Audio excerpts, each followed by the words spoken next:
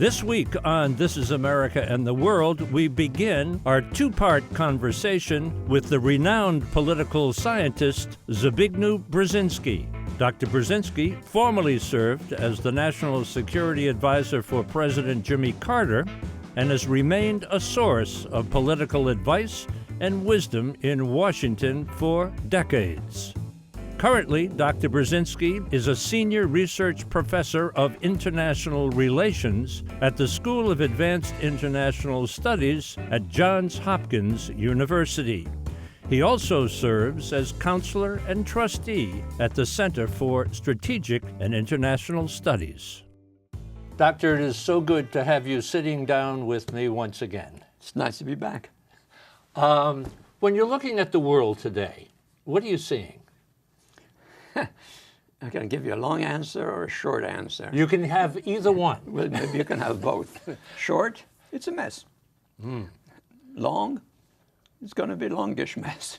It's not going to disappear instantly. Is the world falling apart? Well, what does that mean, falling apart? It's not going to fall apart into pieces, almost in a physical sense. But I think we're going to have a lot of disagreement and disorder and unhappiness in the world. We'll have a lot of uncertainties. But time will be a source of pressure because the fact of the matter is that within the next 20 or so years, the combination of global disorder and the combination of deteriorating weather conditions are going to be such that if we don't find ways of cooperating with one another in some degree, things are going to get much, much worse. You make a direct point of, I gather, global warming. Well, yes. I mean, I think the evidence to that effect is preponderant, and the alternatives proposed are rather wishful thinking. Now, the question is how rapid it's going to be. In some places, we already find things happening that are much faster than we expected. In some places, they may be slower. But increasingly, I think it's going to be clear to the world that unless we cooperate with each other more, we'll have more and more mess on our hands. So I think that very normal, understandable, and human inducement, namely, you better do something else, otherwise you will pay a high price, is going to be operative. President Obama seemed to get various countries, including China, to come together in a huge accord. Do you think that's going to hold up? Oh, well, probably not entirely, because for one thing, conditions even from the Chinese point of view might change, and they will want some adjustment. But secondly, some of the other countries now more influential because of the loosening of NATO ties, the less decisive American role, the chances for disagreement are going to be more widespread. So it's not going to be easy going.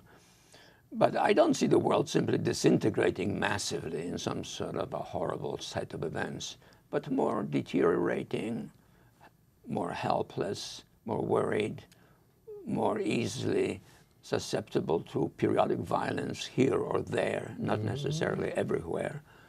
This kind of a world of uncertainty, dissatisfaction, disappointment. Was it Senator McCain who used the word the world order was unraveling, that concept? Well, there is something to that, except that the world order never quite existed. For example, the things that the United States proposed under our recent president augured a world of cooperation. But we know it never happened. And there may be further steps backwards as a consequence. But I don't see that as some sort of a huge, monstrous, worldwide turmoil, but more as disorder, unhappiness, frustration, occasionally eruptions of violence in which not everybody will participate, but some will. And perhaps in that process also, there will be a learning process, namely that we will begin to learn that unless we begin to cooperate on a larger scale over the next 10, 20, 30 years, things will get worse. I've recently written quite a bit about that, and some of it was very widely reproduced, of all places, in China. And secondly, now, I think this last weekend in Japan, and somewhat in Russia. And I think more and more people will realize that we have to have at least some common standard of conduct. And that in itself might help to contain the dangers. Is America's role in the world the same as it's always been, or is that changing? America's role in the world has always been changing, I'd put it. Okay. And so I think it's a different perspective. Is it changing as far as leadership is concerned, security is concerned, trade is concerned, values are Well, concerned? to some extent, you know, it's changing in every one of these domains, because we even have a political system which almost mandates the necessity of that change. We elect a new president. Sometimes he lasts, or she lasts, till now it's only he, 8 years. But it still has to be a new one. Now, very often they last only 4 years. And we don't know how long that will last. And sometimes maybe we now have a new one ready for 4 years, but he is incomprehensible to the public, if you listen carefully to his speeches. So, you know, we have a variety of alternative settings here at work. Let me take a little break and follow up on many of the things you've already put on the table, including enter new President Trump. We'll talk about that on the other side. We are thrilled to have with us Dr. Zbigniew Brzezinski. We've had a chance to sit and talk with each other over a number of years, a number of interviews. We will tackle many subjects on today's program and a follow-up program, so sit tight. This is America and the World. This is America and the World is brought to you by the National Education Association, the U.S.-China Education Trust, and F.Y. Chang Foundation, guided by Ambassador Julia Chang Block, President. The League of Arab States, representing 350 million people in 22 member countries. The Petroleum Group, expertise with integrity in the fields of oil and gas, exploration and production, energy, and infrastructure. The Rotendaro Family Trust. The Embassy Series, uniting people through musical diplomacy, presenting international artists in diplomatic settings. And Ventana Productions, television facilities, editing, and distribution services. So, Doctor, enter President Trump. How do you size him up? How do you size up a president who has given X number of speeches, a lot of speeches, out of which you cannot divine what his foreign policy might be like? A speech or speeches which crave applause, sometimes laughter, sometimes bewilderment, but provide no guide as to what will happen. One of the tweets, I think, that you put out suggested that he must make, or you call for him making, a major foreign policy speech so we know what his objectives and principles are. Huh? Yes, and I do that out of deference to the president and out of the realization that we need a president that the rest of the world, as well as ourselves, can understand and in some degree follow. But here is a president who's now been elected president, who goes to the CIA building and gives a mystifying speech as to what he really has in mind. Here's a president who makes very elusive statements about the future. He's obviously a very intelligent, bright person, but he's not a person who has so far chosen to communicate responsibly with the American people and then with the rest of the world about the world that we all, them and us, have to live together. And that is desperately needed, because only the president, and especially a recently elected president who has additional prestige because of that, has to indicate what it is that we should be doing and we can do together. And that is completely lacking right now. Did you go to the inauguration, or did you watch the inauguration? I watched the inauguration. It was long enough.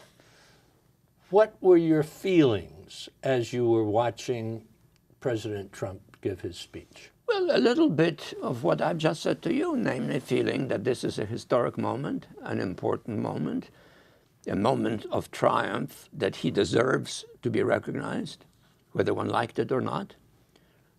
But it's also a moment of unutilized opportunity. I didn't expect him to provide a preview of what his presidency might be like. That's not the moment, those few minutes up there taking the oath. But certainly within days, and maybe it will come sooner than I fear at the moment, the president should communicate not only to all of us, to you, to me, to our kids, to our grandkids, but also to our allies and to those who are not our allies and those who might wish us ill.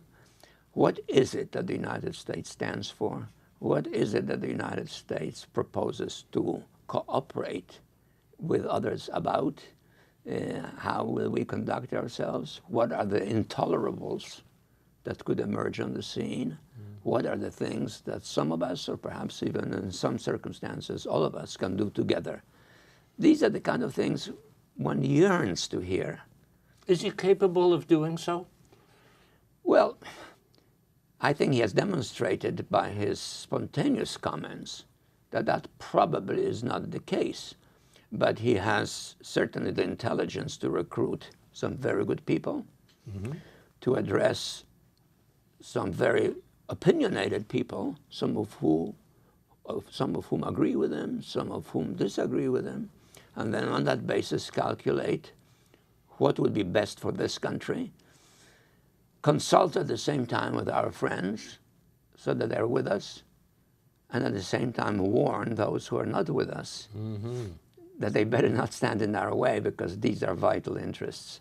When the president says, America first, America first, America first, how does that resonate with our friends and foes around the world? Well, it depends what first means.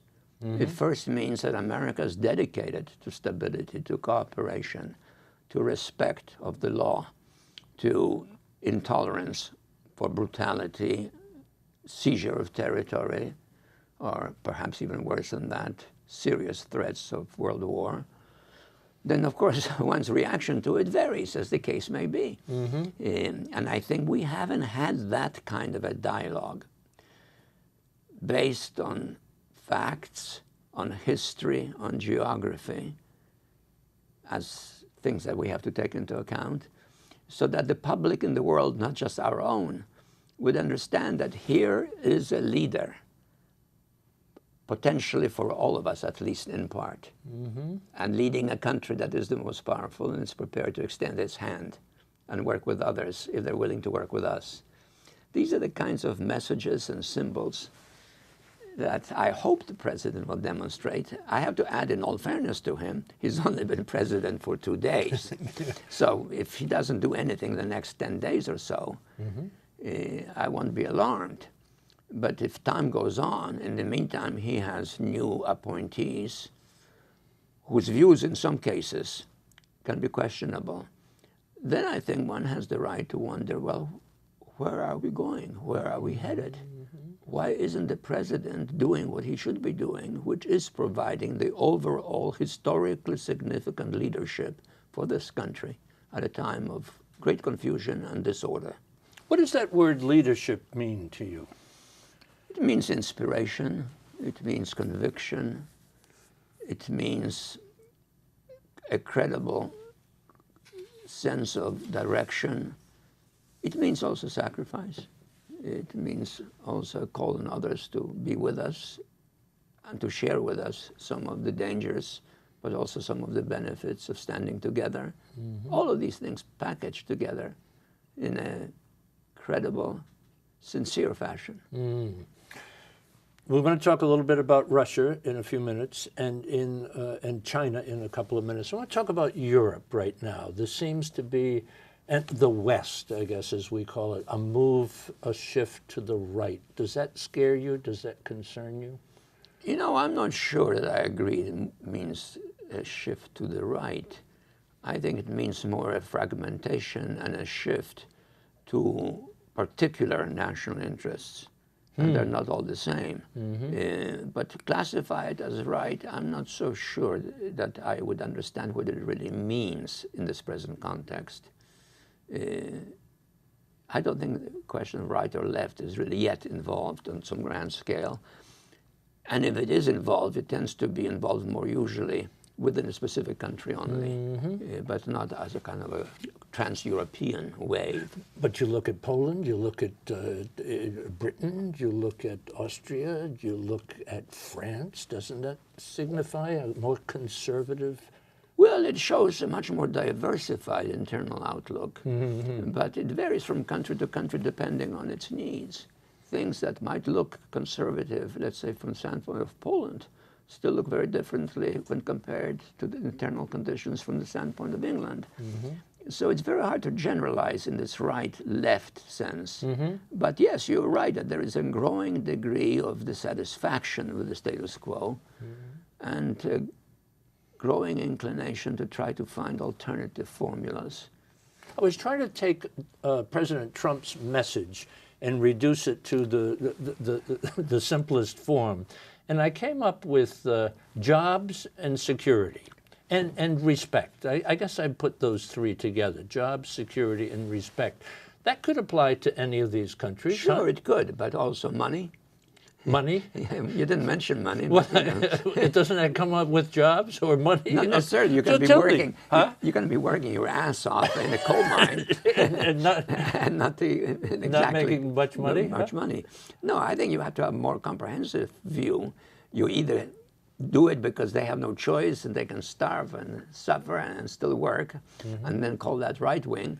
But you also can have a view that actually some degree of shared responsibility across the country on a fair basis is one of the things that defines a successful country. And I don't know whether that's necessarily left. I don't think so. I think it's common sense. Is that economic equality? Is that where you're Maybe headed? more economic equality, greater economic sensitivity, greater opportunity of an equal type, more or less equal type for people in the future. When we look at the countries abroad, you go France or Poland or Britain or whatever, culture seems to be important to them. Immigration seems to be a key thing. But to where? Say that again? You say immigration. Immigration to where or to their country? Into their country. Yeah, but it varies a great Refugees, deal. huh? Yeah, for example, Poland doesn't take many refugees. Neither does Hungary. The Greeks have more or less indicated as a practical matter that they will not be doing more. But at the same time, there was a flow of refugees to Europe. A Europe increasingly worried that this could become too many. But at the same time, curiously heartless in its indifference to those who are arriving, practically drowning on the edge of the shore or losing their kids in the process and so forth, and then promptly repatriating them from where they escaped. Boy, it must be difficult to come from another country and to absorb the culture. And Absolutely horrible, horrible, and not to be wanted and to be resented and yet also to be feared.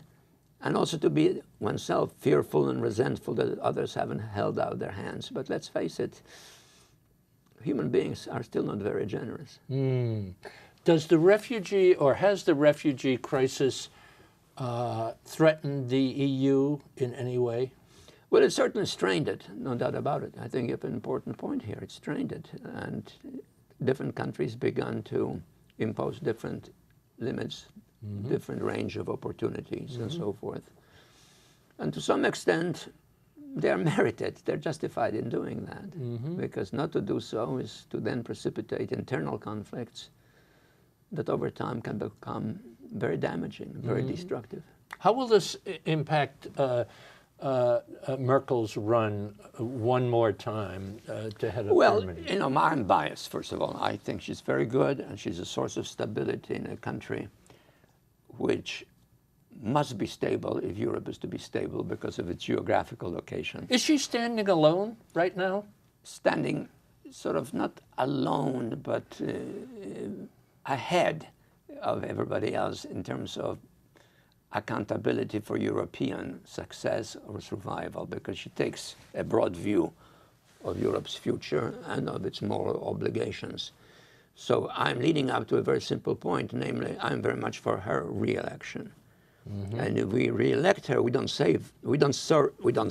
solve our problems, but at least we can live with them and handle them.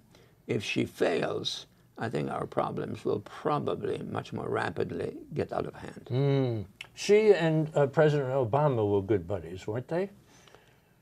Yes, but in a different way. He was much more comprehensive in his outlook. Remember, if you go back to the first weeks of his presidency, he gave a series of speeches in several parts of the world about the future, which were magnificent speeches, and which incidentally won him, actually literally won him, the Nobel Peace Prize, even though nothing has been done except the speeches have been delivered. Yeah. And alas, today, one has to say, most of them were never fulfilled. Yeah. So his prestige then subsequently suffered, but he always meant well. And even when he made mistakes, you can generally determine that he did so for good motives. And that's a redeeming phase. But he certainly was not as successful as he promised to be, as the world expected him to be, and as the world needed him to truly be and act, and he didn't. What went wrong there, Doctor? What went wrong? My guess is the sense that the scale, the intensity of the problems that we would be taking on ourselves has gotten much larger than we expected. The Russian role in the Middle East became more assertive and self-assured, and the president decided that he couldn't cope with this unless by taking action that would convince the Russians that they're going too far, they better back off, and he couldn't be sure that that would be their response. I was thinking and have thought consistently that Syria and especially Aleppo are going to end up to be President Obama's Rwanda.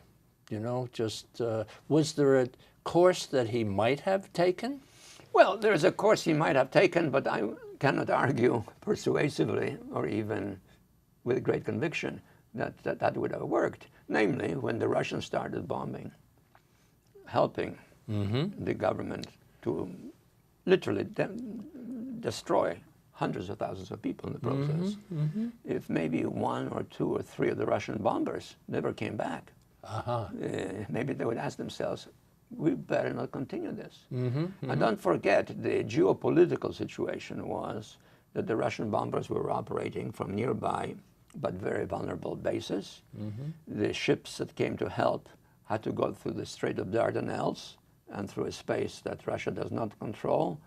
So there are many ways of making your threats tangible without imposing them, trying to humiliate, but rather to convince the other side, let's negotiate and deal with it together. Instead, we acted as we thought that the Russians could have a free hand, and very naturally they exercised it. When you say that several of those bombers would not have come back, the Russian bombers, who would have taken them out? Us? No, that's kind of a question you don't even need to answer. It's the fact that something has happened that is the answer. So that never has to be public knowledge? It just might be, or there may be people like you and me speculating as to who did it or how. And probably we would have very inventive notions as to how this could have been done, but it wouldn't be waved necessarily in somebody's face in order to humiliate them. In fact, you know, we could really, truly, seriously regret the fact that these planes never came back. So if you were sitting in the position of National Security Advisor at that time, would you have suggested that as a course of action? If the alternative was a visible public defeat in a region of some importance, to which we attached importance, I think I probably would have said, let's just make it a little more costly for them than they think it is. Right now, it costs them practically nothing. And they got their foothold in big time, huh? Assad, I think you've said or written, he doesn't necessarily have to go? You know, I didn't say it exactly that way. I said that when the crisis started, at the end of it, there could be an arrangement whereby he goes. If he ever accepted that, he might not have accepted it. But given the fact that he was given so much room in which to act the way he felt like acting, and in which he had the open assistance of a significant country, which no one was challenging, obviously he preferred to stay longer and longer.